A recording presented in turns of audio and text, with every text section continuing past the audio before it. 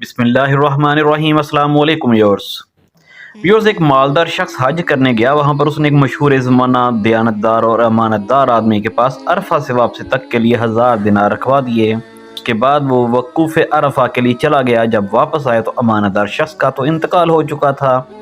اس نے اس امانتدار شخص کی اولاد سے اپنے دیناروں کا پوچھا تو انہوں نے کہا کہ ہمیں تو اس کا کوئی علم نہیں۔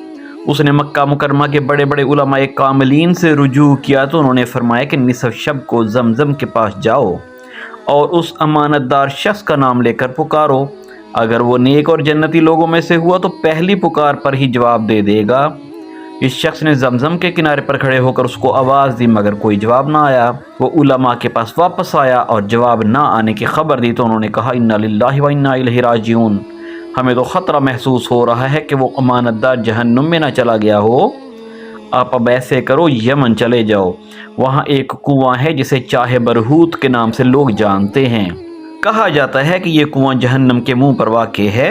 وہاں جا کر رات کو اس امانتدار کا نام لے کر آواز دینا، وہاں پر ضرور جواب مل جائے گا۔ وہ شخص یمن چلا گیا، لوگوں سے پوچھ کر چاہے برہوت تک پہنچا۔ رات کو امانتدار کا نام لے کر آواز دی تو اس نے جواب دیا۔ اس شخص نے کہا کہ میری اشرفیاں کہاں ہیں؟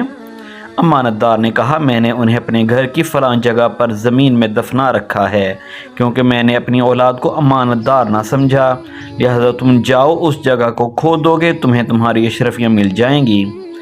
اس شخص نے کہا اچھا یہ بتاؤ تم یہاں جہنمیوں کی جگہ کیسے پہنچے جبکہ لوگوں کا گمان تمہارے نیک اور جنتی ہونے کا ہے؟